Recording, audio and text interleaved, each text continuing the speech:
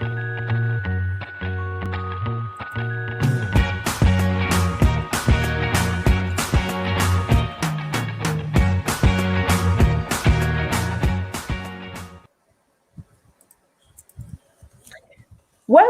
to PhD with Women on IT, Hack the Future.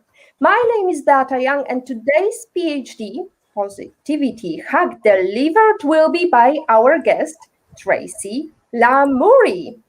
Today's title is Building Your Brand in a Digital World, and I'm delighted to welcome our viewers on all digital media today, including YouTube, Facebook, as well as our debut on LinkedIn. PhD episode 24 starts here. Let me remind you, this is a grassroots community that focuses on women on IT, an inclusive forum of women in technology, startups, and female leaders who are supported by men as well. And I bring heart to that hustle because empathy is my motto, and empathy is critical when you are building your brand in a digital world. The best marketing doesn't feel like marketing, Tom Fishburne. In today's episode, we are going to learn how to build your brand in the digital world and what is the difference between editorial and advertorial, and why does it matter to an entrepreneur? What are some ways entrepreneurs can get media attention? If you did not nail down these and many more answers, tune in, join industry practitioner Tracy Lamourie, featured in Rolling Stones, NBC, CBC, Huffington Post, etc., working internationally and across industries. She's well known for her work with ethical businesses, authors, entertainers, progressive politicians, media personalities, public speakers, and issues-based groups. The list is endless. We discuss the specific strategies, concepts, and tactics necessary to thrive in today's ever-evolving online marketplace. During this practical discussion, I would like you to take part of, and you will discover smarter, more effective ways to design and implement digital footprint, which will elevate your brand, help foster valuable connections, increase potential sales, and position you as a leader in your field. It's time to build your brand in the digital world. Tracy, where in the world are you? I am just outside of Toronto, and normally I'm all over the world, literally in a pre-COVID world. In 2019, for example, I was in Malta, Jamaica, Los Angeles, Las Vegas, all over the place working. But for the last 14, 15 months, I have been saying I'm on Hamilton Mountain, which is just outside of Toronto, not Hollywood Hills for now, but I'm still doing the same global and international work, like as you were saying, across borders and across industries. And so I've been in my home country of Canada for the last year and a half. Fantastic. And as a Women on IT founder, which was founded in Malta in 2019, I cannot stop but mention the fact that you were in Malta in 2019, weren't you? I fell in love with Malta in 2019. Yeah, in November, I was there on Medical Cannabis Island and IT Island. We were there for the conference, the 4-day conference of international investors, just, for the next big thing. And yeah, beautiful, beautiful space. And, it's my dream to come back, and my husband's been planning to go back. So hopefully we'll have an in-person event in Malta one of these days, and I'll come back and see you. Fantastic. So Tracy, tell me, you're a publicist, and what is this position and what do you do? What is your daily job? So it's different every day. It's amazing. It's funny because we always laugh that on TV when they want to make somebody glamorous, if they're not a doctor or a lawyer, they're a publicist, right? So it does have the component of the VIP parties and as I mentioned, all the travel and all that stuff. But essentially what my job is to get people in the news, to get people in the media, to help them build their reputation for global thought leadership the way I have, whether they're creatives, whether they're artists, whether they're startups or entrepreneurs. And my book, which is coming out in a little while, called Get Repped, Build Your Brand with Effective Public and Media Relations, is aimed at the entrepreneur and startup audience specifically, because I find that 80 to 90%, truly 80 to 90% of entrepreneurs, small businesses and startups aren't really thinking about or aren't understanding the power of the PR component. As you mentioned, they all know the advertorial, how to do the advertising, but that is not what gets you in the newsroom. So I both do for people, and I teach and educate on the difference between advertorial and editorial, how to access the newsroom, no matter what it is you do, how to build your brand internationally as a global thought leader, or whatever language you want to use, but get yourself out there so that people know what you're doing. So let's go back to the advertorial versus editorial. Why is it very, very important? What is the issue there? What is that, right? Yeah. So essentially, we all know about advertising, how to talk about our product, how to, for an ad, but that is literally the opposite of the kind of thinking that gets you into the newsroom. For example, the newsroom wants you to talk, advertorial means, so advertorial obviously is advertising. Editorial is where you're a source and you're actually contributing important information of value to the audience. So when you're pitching to be a guest on, on a show like your podcast, or to be a panel guest, or when you're pitching to be on CNN or NBC, the same thing. You have to understand yourself as somebody providing value, information that the audience doesn't have, and so you are a source for that information. It's not an opportunity for you to get a free ad for your company, though essentially that actually happens, just by the fact that you get mentioned in these high profile places. So. Great. I'm delighted to see some comments from the audience. Thank you, Patrick. Delighted to see PhD live on LinkedIn. So am I, Patrick. So am I.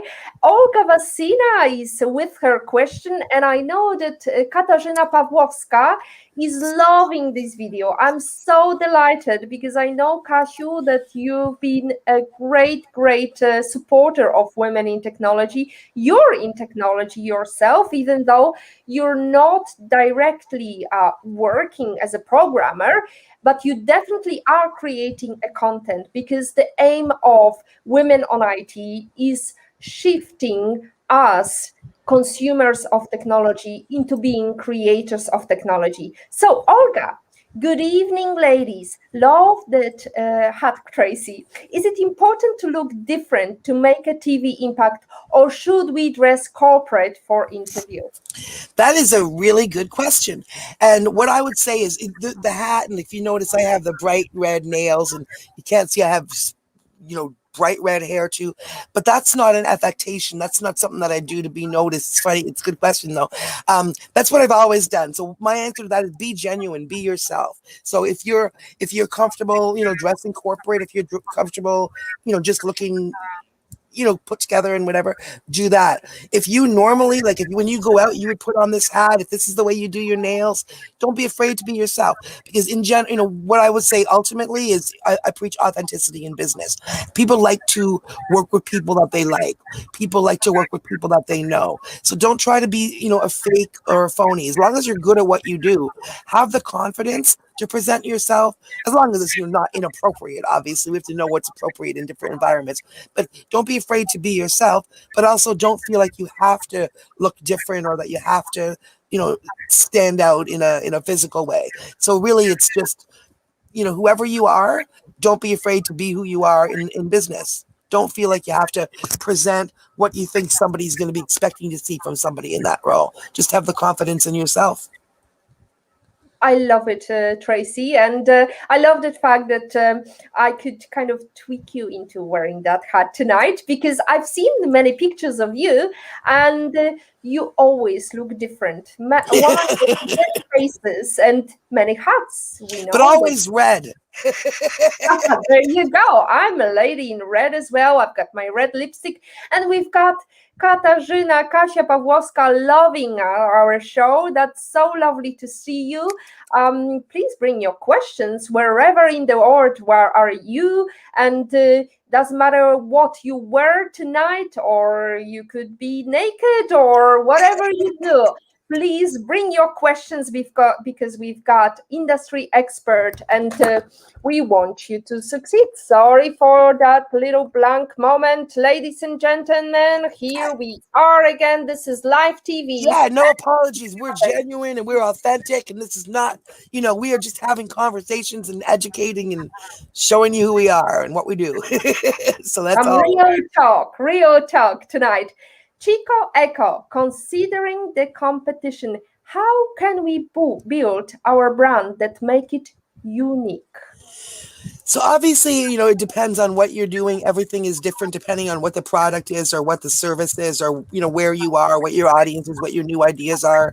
If you have, something compelling to say, but you don't have to always think about, in terms of media or news stories, having the next big thing, because a lot, you are unique. Right? You are unique, and what brought you to what you're doing is unique. And that's where I start with storytelling. So when a client comes to me, whether they're an author or whether they're, a startup selling a product or a service or whatever it is that they are, that's kind of secondary. To them, it's first. To me, it's the second thing. The first thing is, who is that person? What brought them in front of me? Why are they even doing what they're doing? Why do they have that book? Why are they in that career? Why are they? So you are the first story, and you are unique, right? You are a person with a unique story, with a unique background, with a unique, thought process. So I start with, as a publicist, tell me your story, and then I'll start to to get you profiled, to get some interviews done with you, because you are way more than just what your brand is. And that's where the thought leadership thing comes in. It's beyond just what that product that you're selling. It's beyond, I made the best pen ever, but gee, what can I talk about pen technology, and how can I talk about what brought me to, to change this pen, or whatever it is, so, but not even necessarily the next new thing. Move away from, because that's where that advertorial thinking is, where you're thinking you have to be talking about, my product's brand new and different than anybody else, and what I do is absolutely innovative. If it is great, then you can use words like innovative and groundbreaking, and that works. But you don't have to be, because your own story is different from everybody else's, and also you have knowledge about your industry, about what you do that the average person doesn't. Whether you're in lawn care, whether you're a lawyer, start building what's in here and putting it out there so people can see. So that's where you talk about the thought leadership. If you're a writer, write a couple of articles on Medium, for example. Medium doesn't have an editor, so you don't have to, it's not like, you have to pitch somebody to get it. You just start doing it. And that's, one way. And learning things. If you don't know Haro, help a reporter out. If you don't know Source Bottle in Australia, get to know those free services. Those are services where reporters are literally daily, actively looking for sources for particular upcoming stories. And once you get yourself quoted in a few of those, and it's not hard to do if you're monitoring it and answering appropriately, then you've got that basis that you can, build from. That's interesting that you talk about Medium and all these way to get promoted. We are on LinkedIn today, so you can write articles on LinkedIn. And I think about the fact that now we are living in the age that attention span is really scarce, and to get somebody's attention, it takes a lot of effort. What are some actionable things an entrepreneur or somebody who wants to get out there can do today to start building their reputation? So what are some things they could do right now?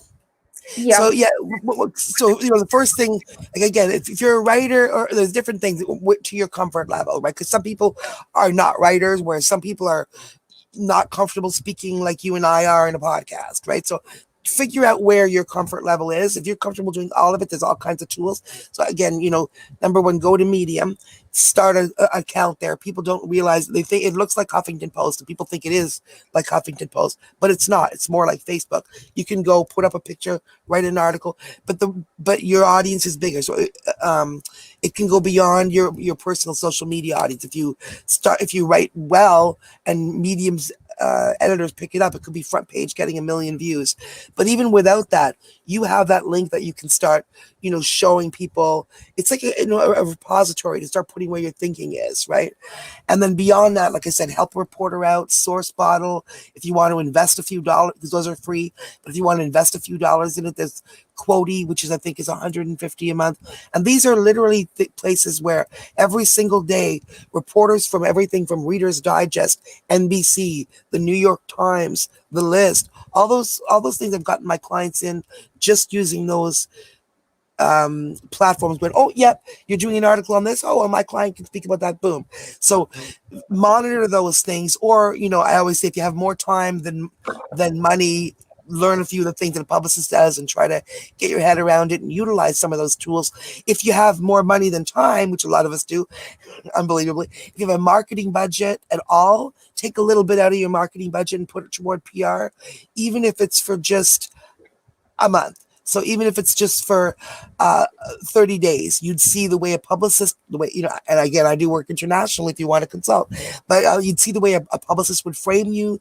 You'd see the kind of attention they get you just from where they go and what they do. And literally your mind as an entrepreneur, a startup leader, will be opened as just to see all the possibilities, the free possibilities that you've literally been leaving on the table. So it's funny because I feel like every time I meet an entrepreneur or an expert, my first question is like, oh wow, you're doing really impressive work. How come you're not getting quoted in media? And to me, I realize that's my world, where that's the first thing you do. And most people just have no conception of how they would even get to that point, or how to approach media, or what kind of what to tell them when you do approach them. And so there are there are actual avenues that make it really easy. So you mentioned the fact that there are many things you can write about. How do I start writing about what I want to write, and how not to sound too advertorial? So how to start is just, for Medium, for example, it's as easy as going and getting, a Facebook account, right? You go get your Medium account and then you put your picture up and you just start. But the question of how to make it editorial, think about, a good way to think about it is just think about your own reading. Think about what you would expect to read in a magazine. What would keep you on an article? You're not trying to sell something. You're trying to explain something. So if that's probably the best way to put it. You're explaining, you're giving knowledge, you're not selling something. Why do you do it? What's the point of it if you're not selling something? Well, ultimately you're building your brand. You are, and people will go search your name. What you want as a business owner, no matter what you do, whether you're a startup or whatever, is you want, when people go and search your name on the internet, you do not want them to only find your content. No matter how amazing your website is, no matter how awesome your socials are, if they can only find your content, I think that's a problem. When someone comes to me and I Google it, I'm like, that's great. You have lots of nice stuff on the internet, but you wrote it all. So if I'm an investor and I'm looking to drop $1 million on a company or something, and I go to Google and all I find there is what they've said, that's great. I already read their deck. It's when I had a client who told me after 6 weeks of working together, you've changed my business and my life. And when I asked her why, she was a startup. She said, you've literally made investors take us more seriously. And not just investors, but people coming out of the woodwork that I went to school with, families saying, oh, well, you're really doing well now. So that perception makes a big difference. So again, you're going to get $10 million from somebody. Everybody has a beautiful deck. They read your deck, but then when they go and Google you, what do they find? If they find a bunch of articles, you're in Authority magazine being quoted, you're being called groundbreaking in your industry, you've won an award in another continent for what you do. Oh, okay, well now this is a little different than you have a pretty deck and you're telling me what your plans are. Great, thank you, Tracy. We've got Kasia who says it's It's great to see your insight, Kasia. Just a second. We've got, oh, sorry, not her comment. Open mind is at first, and another, your Thank you. energy is amazing. There you go, Oh, Tracy. that's so That's fabulous nice. to hear. Thank Yes, you. I know that Kasia is definitely kind of, there is actually a saying, you will never truly bond if you don't share the same values, and it's very true for brands building. So the ethical approach is very important. The fact that you have got some purpose is very important. We talked about purpose just last week, and we've got now Mike Velasco asking us a question. Great show. As a startup, what should we avoid when it comes to branding? That's a good question. And not one particular thing doesn't come to mind other than, I mean, it's not so much of what I see the mistakes people make is not so much that they're doing something wrong, is that they're not doing something. So, in terms of my perspective of what I see is, I see like, those old comedy shows and they'd have like the characters doing whatever and there'd be an assembly line factory in front of them and things are going, they're trying to catch up and do whatever. I see it like that, but the assembly line factory line is like NBC, is like CNN, is like all these media that's got their hands out literally. Oh, what you got something to tell me, pretty much, and all these entrepreneurs and executives going like, oh, no, I don't know anything about that, no. And meanwhile they're paying all kinds of money for marketing, which of course you need marketing. I'm not saying you don't need advertising. Clearly you need advertising and marketing. But to me, not doing, like, it's like people are naked, they're going out to work, with no clothes on in the morning. That's how it feels to me when you're not utilizing media to show that you are an expert in what you do. Because, again, that literally does everything. If the media is coming to you, clearly you're an expert. If you're being quoted in the media, you can't pay for that. You can pay the publicist, for my time and my contacts and my words and my reaching out to the right people to point them to you, to show them, oh, this is a good source for your story. That's what you can pay for. But you can't pay for, you can't pay to get in that article in Reader's Digest. You can pay for an ad in Reader's Digest, but you can't pay to be that expert that the editor quotes, which is, everything. When you're choosing, like, I mean, I'm not I'm not a finance girl, so I wasn't originally thinking about things like this helping people finding funding. I was originally thinking about differentiating yourself from your competitor and exciting your customer and, your current customer, so they're sharing you on socials and attracting, just attracting new customers and all that. But it really is, life, the quote is, life is a pitch, not a bitch, a pitch with a P. Yep.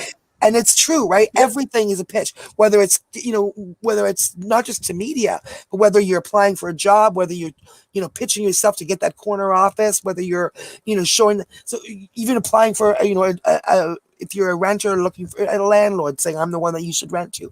So understanding, really, it's just, the pitch is presenting your elevator pitch, your best, who are you? Who are you and why should I work with you? Because the fact is, again, people want to work with people they like. People want to work with people that they trust. And one thing you should do is think about, think about podcasts. For example, my time is crazy scheduled, like super scheduled. And yet there was a time a couple of months ago, I was doing 10 or 12 podcast episodes a week guesting. Now I've got it down to 3 or 4 a week, a little bit less. But I've done almost 200 podcasts over the last year. And I also do radio, television, newspapers. I've been in media my whole life. So it's, some people are still thinking, oh, podcast is like a different, lesser media. There's radio, there's TV, there's newspapers, and there's podcasts. They are all equal. They all have different, pluses and minuses in terms of your media messaging. But podcasting is huge, and it's still a lower bar to get into. There's top 10 podcasts that are very, millions of downloads a day that are very difficult to get on, harder than TV. But then there are also, a ton of podcasters who are developing their own brands and looking for good content. And then there is always an opportunity for you to build your brand in that way.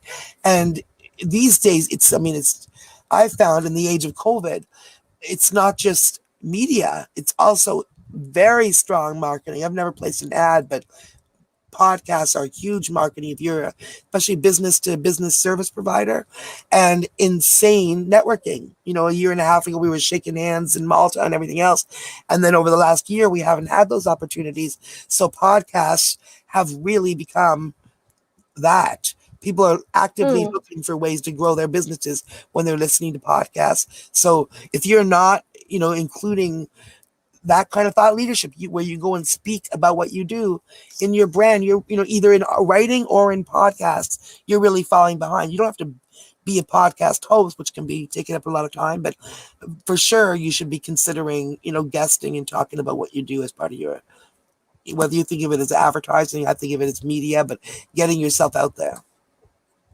And talking about your experience, sharing your experience, because there are so many people out there who want to learn from others. And definitely podcast is also a different kind of niche, because we can see many people jogging or driving car, wherever they go to. Just last week, I was meeting with a friend of mine, and she was like crazy about this coach, and she was telling me, and you've got to listen to him, and you've got to read his book, and so on. And I tried to listen to his podcast. It wasn't really doing much for me, but then I picked the book, and that was it. So different things for different people. And, exactly. Yeah. So definitely, that's a great point that you just made up. This is a good regarding the different things for different people. There's I have one client who is one of the biggest beauty brands in the States now, and he's brilliant in terms of marketing. They've developed their brand. It's literally one of the top growing companies in the whatever list. But one thing that I thought was brilliant that I've even learned from what they've done is they blog about, for example, he says they sold like $1 million in makeup and beauty products online by getting people to their site. And the way they did that was basically blogging. Really good they did other stuff too, but they talk about how they did something like 100 or 1,000 or whatever their number was, a bunch of blogs in a year.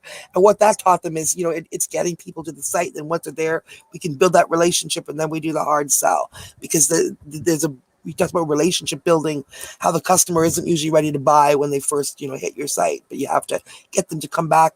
And how do you do that? By letting them read. Anyway, what he does is when he's on, and I'm going to start to implement this for all my clients too, is when he's on a podcast, not only does he share it on socials like I do and all my clients do, then he writes a blog about being on that podcast, which is great because all the hosts love that, because now he has magnified the hosts and their media property, so more people can see it and hear about it, not just when he shares it, but when then he writes about it. So he doesn't write like a transcript of it. He writes, hey, I was really grateful to be on the show with Beata and, blah, blah, blah. And then he does a whole 500-word blog about it, which has great SEO. Anyway, they have literally spent as much time in their content, and they call themselves the cosmetics and a beauty and tech company. And they've spent as much, they could also be called a content company, because they've spent as much time in their content creation. And I'm sure that took a lot of money and a lot of, work off the top, but now they're literally one of the top beauty brands in America, in the world, and helping other people build their brand. So, even when you think you know everything, I've been a publicist for 10 years, but I never thought of, making blogs about the podcast I was on, as an extra thing. But then all of a sudden that's that much more visibility. So little things like that, you never know, little tips and tricks as well as giant new things. So content is fire, social media is gasoline, Jay Bayer. Can you give us some examples of how media and PR has gasolined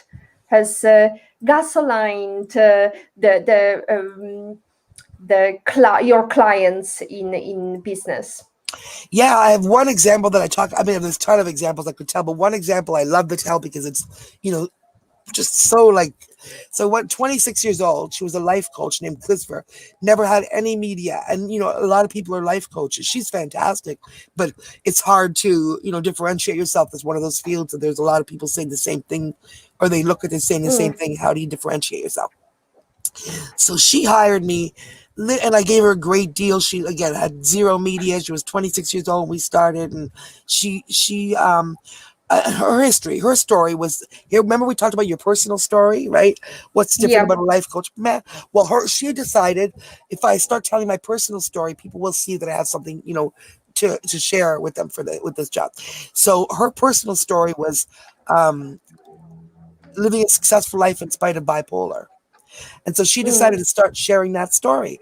And literally the day she hired me, the next morning I saw a request. Remember we were talking about Harrow, help reporter out and all those things.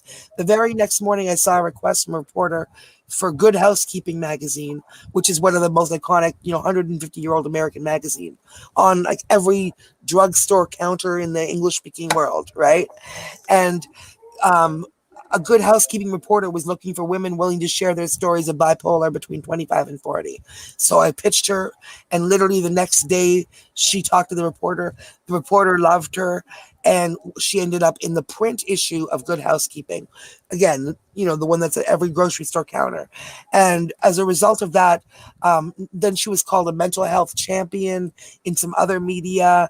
But essentially, she's literally gets any media she wants now on that topic, just on the strength of that Good Housekeeping cover story 2 years ago that just literally happened because she hired a publicist one day, and the next day I saw that opportunity. So that was when she's still getting media off that, still getting clients off that. I had another situation where it was a client who had a service where someone would pay her $100 an hour, basically consulting with personal issues. They would call her, pay her $100 an hour for her time on the phone. And I got her an interview on Toronto's biggest talk radio station. And she had, not if you had an ad, you would have got 30 seconds and you would have paid. You guys know better than I do how much advertising costs on a major radio station in a major market, right? So she would have got a 1-minute ad, paid however much money, and nobody would have paid attention. Instead, she had a 1-hour interview with people calling in and her answering questions and the host laughing and the host loving her. And she told me that, her phone rang off the hook with I don't even know how many hundreds of dollar accounts that week, right? But funnily enough, years later, I'd moved and I wasn't working with her anymore. And, years later, I looked her up. And she was still doing regular appearances on that radio station that I connected her with. So, Excellent. having a publicist for 1 month, and I connected her with them, and, they fell in love with her, and that opportunity opened up. So she got her money back. Every day. Yeah, nobody comes to me and is thinking, gee, I wasted my money on that. Nobody. Everyone's always like, why didn't I do this before? Yeah. What took me so long? Absolutely. So we've got a question from our regular viewer, Trixie Lopez. Hi, Tracy. Do you have any tools which you find useful aside from social media? Yeah, you may have missed the one that went. Write these ones down because these are really good. Like, honestly, these are the free services that I use every single day. The minute I wake up as a publicist, the first thing I'm doing is checking Harrow, which is help a reporter out. It's helpareporterout.net, I believe it is, or maybe .com, but search Harrow, help a reporter out. It's free. You sign up for an email list. They come in 3 times a day. You can do it by, if you're a real estate agent, you only want to see things about houses, you can do that. But you'll literally see media requests on the daily on help a reporter out. That you can respond to yourself or you can get clients to. The other one like that is Source Bottle out of Australia. And about 30% of that is Australia only, but a lot of it is, international and some American media rights on there too. And then there's one called Quotey, which you have to pay for. It's $150 a month or something. The other ones are free, but Quotey is kind of a turbocharged professional version. And again, where you can literally spend a little bit of your time every day to see what media today is looking for articles that are going to come out next week. So they're literally things like, you'll see things like for an article in Reader's Digest, I have a deadline of Tuesday at 4:00. I'm looking to speak to, experts who can tell me what color to paint your kitchen to sell it quicker. Or I'm looking to speak to, teachers who can whatever. Or I'm looking to speak to authors who. So, no matter what it is you do, if you monitor that for a week or so, it'll blow your mind as to what kind of opportunities are coming. And also, it's an interesting viewpoint to what the news is going to be talking about next week. Good. We've got Kasia commenting.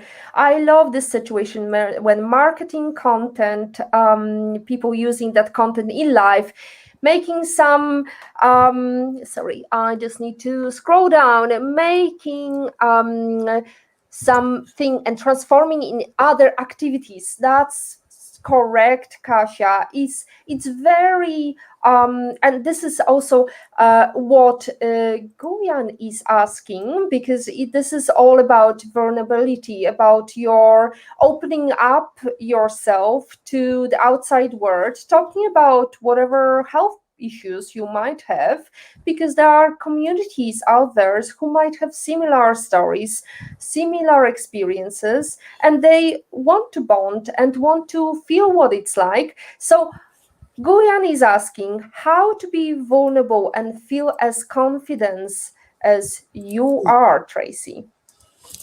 Yeah, I mean, how do you teach that? I just say you literally, just do not second guess yourself. This is one thing I say in terms of the confidence part of it. In terms of being vulnerable, like just be, it's all the same thing, I guess. Be yourself. How do you feel comfortable walking into a room and not feel judged and feel like you're supposed to be there? And, we hear about the term, imposter syndrome a lot, and that's what you're talking about there, is when people have that feeling that like everyone's looking at me, or I'm not as good as everybody else in the room, or how do I show that I deserve to be here. And honestly, just remember that most people have that.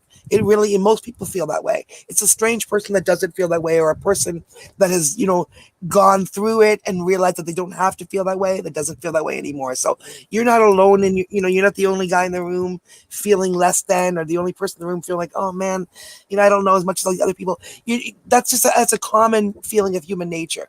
So turn that around and realize, no, if you're so for example, if you're an entrepreneur and you're in business, you're taking people's money to do what you do. If you wouldn't be doing that if you didn't feel like you were, you had an expertise in it. If you don't feel that you're better than the average guy in what you're doing, you wouldn't be like, hey, come and pay me to do it for you. You've got that expertise. That you do, your stuff. But then when you ask people, oh, what about talking to media about it? Or even just, getting up in front of a room and people and talking about what you know how to do. Some people are shy about that. So don't, and the other side of that is true. People feel, oh, I don't want to look like I'm arrogant. So I have accomplishments, but I don't want to talk about it. Literally, power women, especially, all the time. I talked to a lady the other day, a podcaster, and I said, well, you did what? You should be talking about that. And she said, oh, well, I don't, it was something being on like major national media. And she said, oh, but I don't want to brag. And I was like, what are you talking? Again, get that out of your head. Get that out of your head. Yep. And my friend Anne Marie, we were talking about people being afraid of appearing arrogant, right? It's not arrogant to talk about your accomplishments. She made a really good point, and a quote is, confidence has a smile and arrogance has a smirk, right? So don't feel like if you're talking about your accomplishments and people are going to be thinking you're bragging, just don't brag.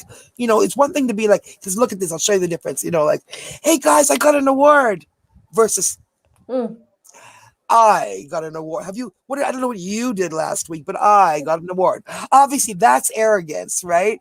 But the first one is not arrogance, and nobody would take it that way. So, just literally be yourself, and remember that everybody else in that room, likely feels the same way as you. If someone is acting like super nasty, then probably they feel even more the same way as you do in their, trying to accommodate for it, right? So just, there's no way to learn it other than just be like, no, you know what? I have every right to be in this room. I am I know what I'm doing, and that's it. I'm here to do it, right? So just don't let them get you down. Yep, totally. Yes, there is this imposter syndrome. That's one thing. But also, I like to quote Cindy Gallop quite often. So Cindy says, no matter how much you brag, you will still not get anywhere near to the men's bragging. So I say, do it as often as you can, because, we are not excelling at that. So, and we've got a question from Olga. The old maxim says there is no such thing as bad publicity. Oh. True or false, Tracy? False. Definitely false. I don't agree with that at all. People say that, I'll advise them, and they'll say, oh, there's no such thing. And I'm like, I don't know what planet you live on, but in the planet that I mean, just think about the way you personally, Olga, the way you personally look at things.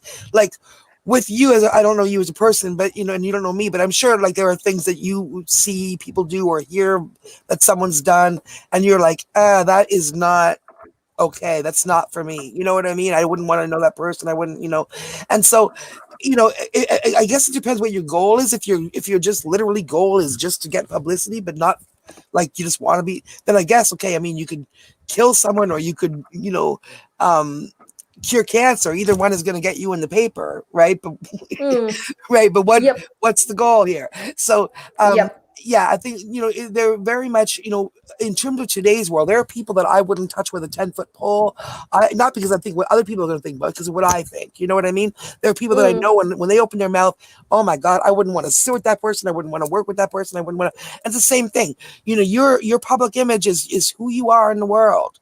Right. So just like, would you want to be known for like, in your community for running into everybody's living room and like pouring crap all over with beating people up or whatever? How would people want it? Would people want to be around you? No. So the same, the same thing. So in terms of that phrase meaning, will you be known? Like, sure, there's no such thing as bad publicity in terms of will you be heard of, but I've never understood that phrase because like it really, you can, and I've seen people work for years to do good work to build, not even consciously to build their brand, but just do good work that ended up building a global or building a reputation for themselves, a thought leadership. And then for whatever personal reasons or whatever they, mental health or whatever, they ended up destroying their reputation they had built because very publicly acting badly. And then there's no going back, from that. Well, I remember the fact that Ryanair, which is very popular in Europe, they used to run the very bad advertisement.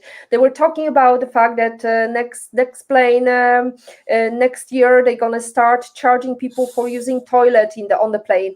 So all these bad stunts really backfired, and then in 2014 they realized there is no way they can run on bad publicity because they are the most hated airplane operators in the planet. So they decided to spin it around and do a little bit of a change in their media strategy. We've got quite a lot of questions, Tracy. We've got to speed it up. We've got, in Patrick's opinion, IPO-VID, Patrick Young is with us tonight. With regard to bad publicity, how do you deal with tough interviews, and how do you deal with a negative story, Tracy? So it's hard to answer that without specific, because every situation is different, of course. But in general, and I mean, I'm working with people that, I don't work with people that have done something really bad and now we're trying to, rehabilitate them in the public mind or anything. That'd be a different story. But still, there are people, there can be a negative story without you having been a bad actor, without you having necessarily meant to have done something wrong. And all of a sudden you're in this, so how do you deal with that? And again, the answer would be more worthwhile if we were talking about a specific situation. But in general, own it, right? And again, I'm not talking about people who are, I wouldn't be working with a situation like a racist who has said something racist because I'm a longtime anti-racist activist. I wouldn't be like putting lipstick on that pig kind of thing, right? So, and obviously if you were a racist, you wouldn't be owning it, right? I hope. But I mean, so I'm not talking about a situation like that, but if say it's a situation where, it's not like you have actually done something that needs to be like, covered up and, you know what I mean? Like, it's not like you've done something that, because I wouldn't be working with you if you were lying and we were trying to fix a lie. You know what I mean? But so my answer is always own it. If something happened, take accountability. You did something wrong. Actually, I guess it would be the same, even if you had meant to do something, even if you weren't completely innocent, you own it. I would still say the same thing. Own it, be accountable. Don't try to lie. Don't try to cover it up, because, if it's a situation where it's already a negative story, I guess, again, it's hard to answer this question without knowing what the situation is, because even as I'm answering it, I'm thinking of one kind of situation where I would be like, oh, no, I would do this, or this, and then other kind of situation where you wouldn't. So, sorry, Patrick, it's really hard to answer that with, a kind of a blanket statement, But generally, I would say you don't hide. You don't, you're going to have to face the music. People are sophisticated, people are smart, and people don't buy the bullshit as easily as you think. So I say own things. I deal with things the way I would in my personal life, which is if you've hurt someone, if you've made a misstep, don't make it worse by, trying to cover it up in the wrong way, or ignoring it. Instead, just own it and be like, okay, that's the thing that happened. I feel like, and then again, some other publicists might argue with that. I don't know, but I have been very successful and my clients successful specifically with the authenticity in business, with that ethical, stand. I feel like the world, people are sophisticated now. It's a lot. I mean, people try to play games, and I think most people will see through those games. So I say, if things aren't perfect, take that situation, own it, and be human about it. Be transparent, and try to fix it. Yeah, legitimately try to fix it, and actually care. Don't just care about the bad publicity. Actually care about what the situation is. Have you hurt someone? Did your business do something that had a negative impact on a group of people? Well, you know what? Deal with it. Fix it. Yep. Don't just say it. Totally. We've seen many entrepreneurs or influencers or, social media influencers, pato influencers, pato streamers who've done some pretty stupid things. Like just, I'm at the moment sitting in Poland, and we had a pato streamer who was bragging about the fact that he can drive 300 kilometers an hour in his Porsche. And just this weekend, he managed to kill somebody crossing the street. Oh my God. So what would be, based on that, would be your advice how to fix it? Because his immediate reaction was, all his social media is private now. Nobody can check it outside of his followers. Yeah, that's a hard one. I mean, when there's been a death, I mean, and what was it? He did it, right? Like somebody's dead because of him?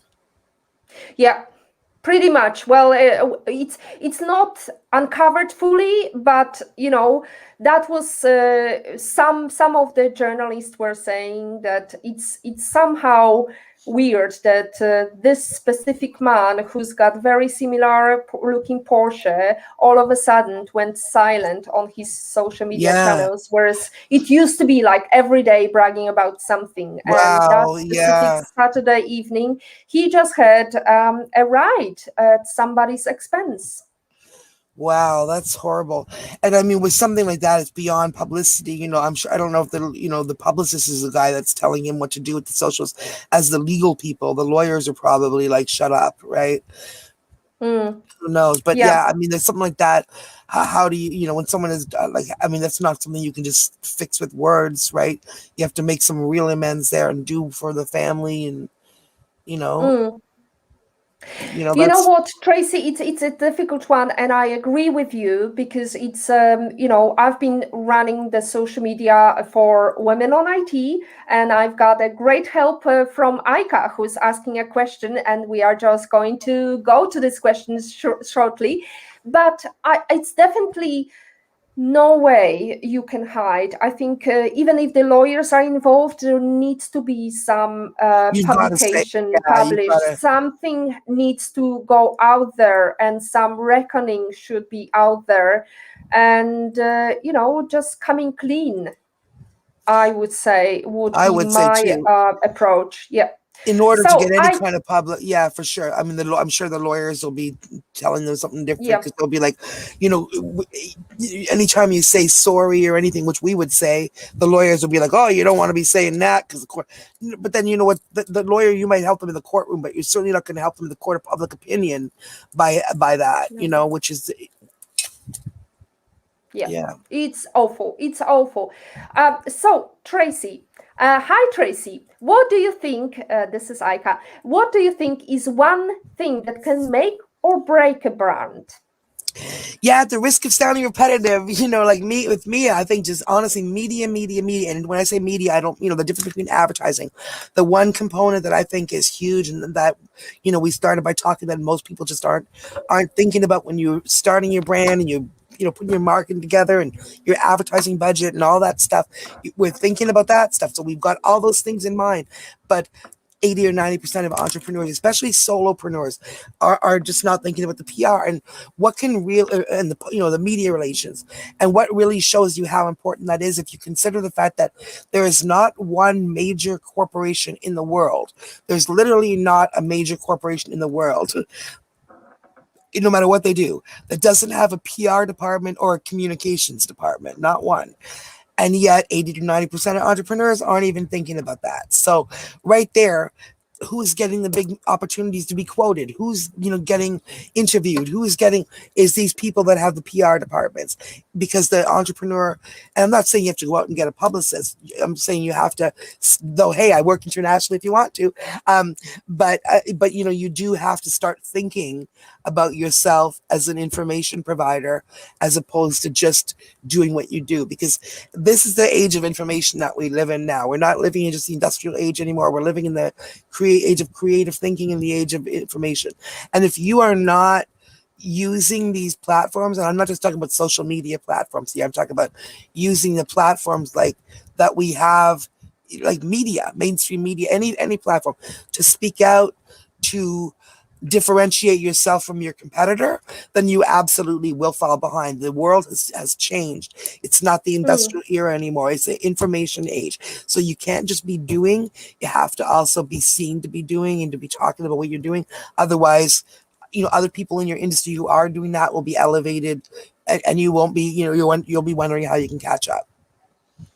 We are 10 minutes left. We've got 10 minutes left already to get any questions. Yes, I know. It's going very speedy. And thanks to your speed of your talk, we can cover quite a lot. So Tracy, we know that content marketing is a commitment, not a campaign. How do you stay committed? What is your routine? How do you start your day to keep creating content? I am so bad for the, like when people ask me about work-life balance, I'm the worst person to ask for that, because it's all one. In a way, I'm the best, but in the way, I'm the worst. It's all one thing to me. Like, I love what I do, and I came to it from activism, and my work and my life, and my friend. It's all like really connected. So, first thing I do when I wake up, I'm literally before I'm out of bed.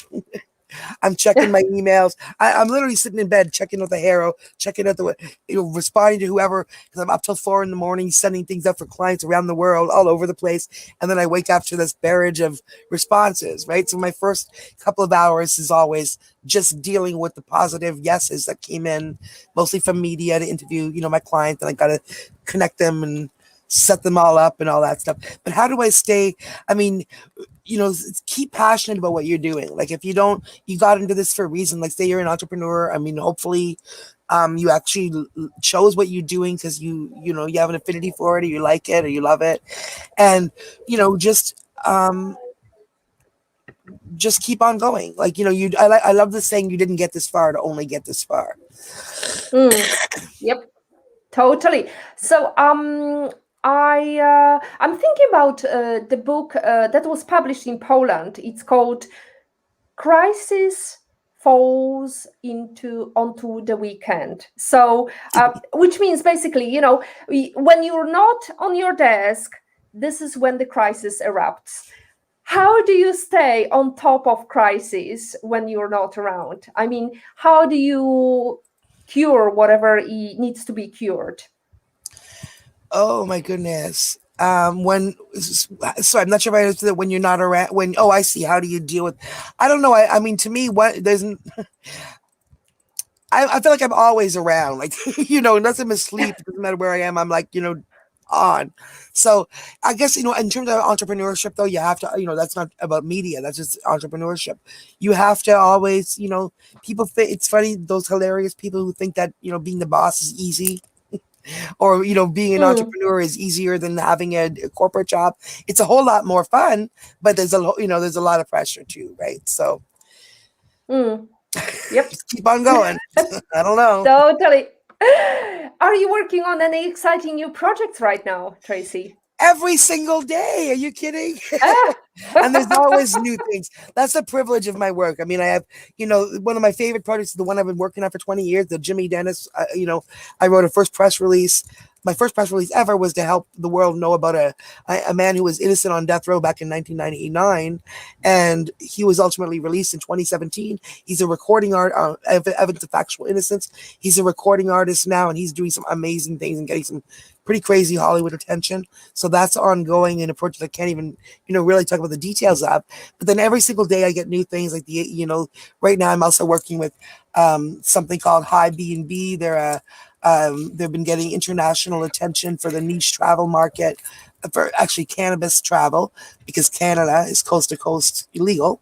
And so that puts us, in terms of international, cannabis related tourism is $1 billion market, right? So Hi B&B is taking on the Airbnb for that marketplace.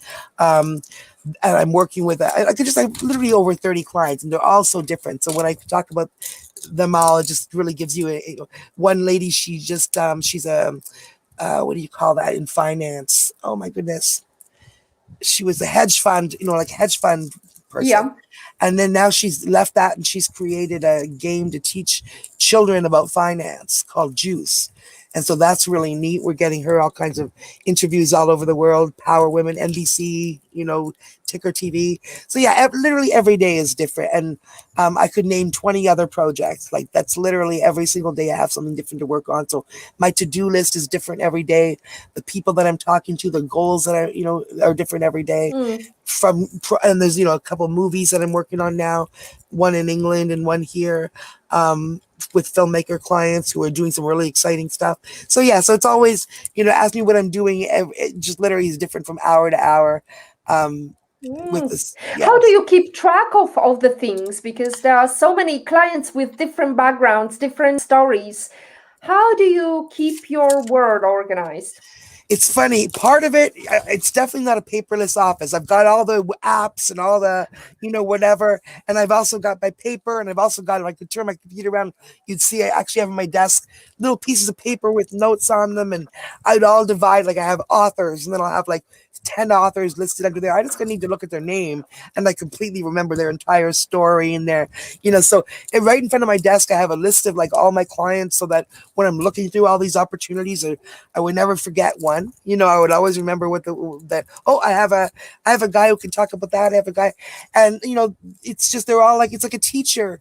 You have 30 kids in your class, but the handwriting of everyone, the skills of everyone, it's the same way. These are the people that, I'm privileged to, that work across industries, whether they're creatives or startups. They literally work across industries and across borders. And I'm honored and privileged every day that they choose me and trust me with their messaging. And it's so fun because every day, it's fun, to call up someone. I got you in Rolling Stone. You're going to be in Reader's Digest. You get, it's fun all the time. It's a lot of work because you're only as good as your last result, right? And accessing these kind of medias, it's easy, but it's not easy.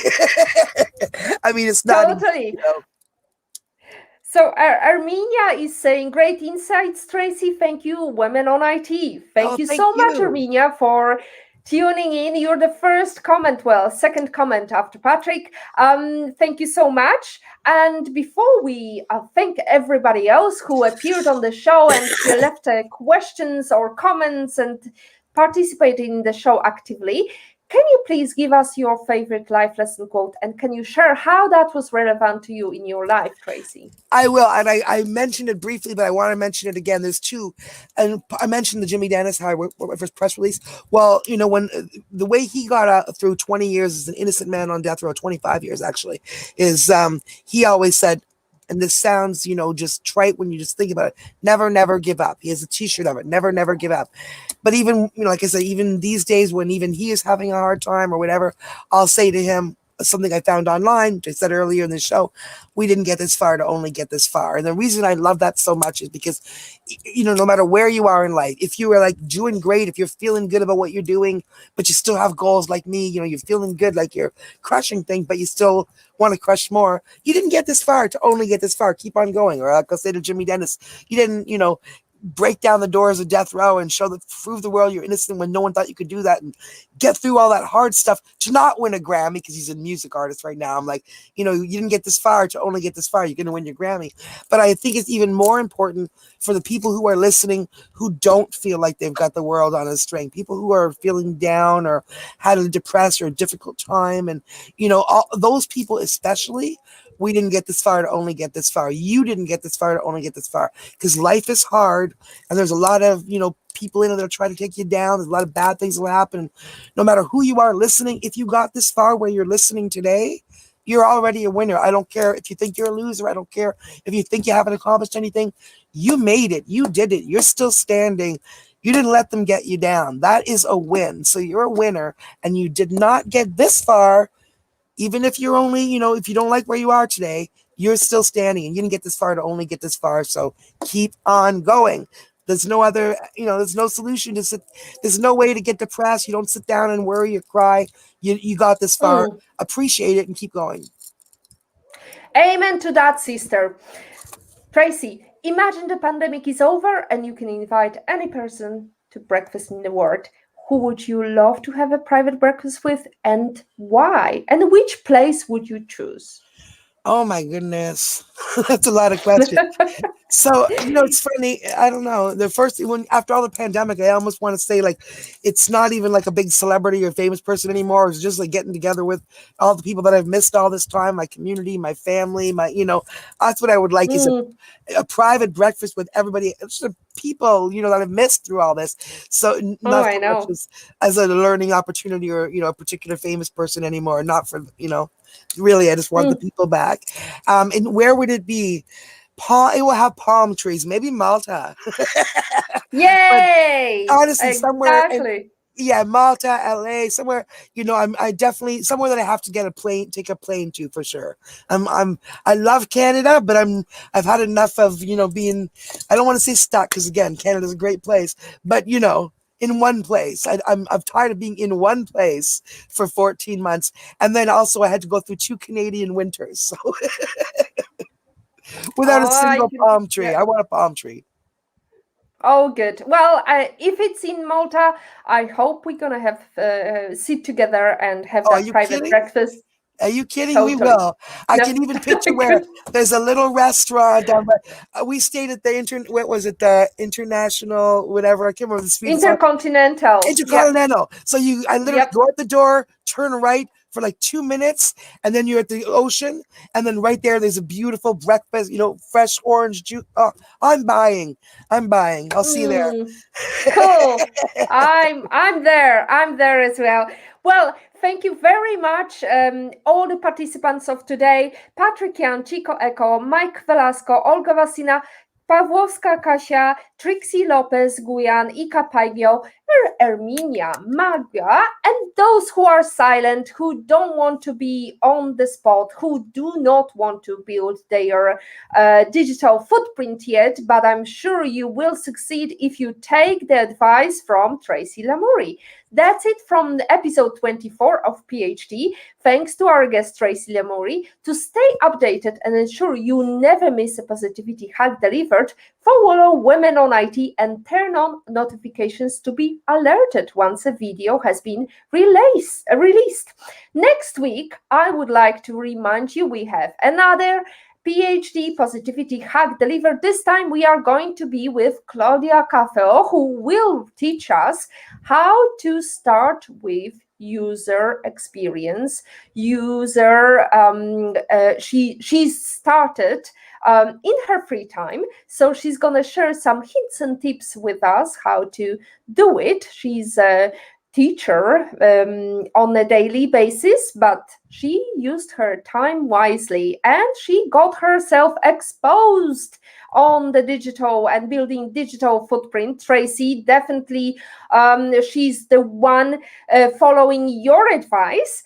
When you focus on positives, remember the positives get more positive. As always, our positivity quote comes from Positive Thinking Only and goes, look for something positive in each day, even if some days you have to look a little harder. Life lesson quote from our guest speaker is, Today, if you don't like something, change it. If you can't change it, change your attitude, Maya Angelou. Today is your day to hug the future, hug the positivity you want. Thank you so much once again for this beautiful debut on LinkedIn, Tracy. See Thank you you next so week. much. And thank you to everybody listening. If anybody wants to talk more about it, I'm happy to do a free consult. Just tell them that they saw me here. Absolutely.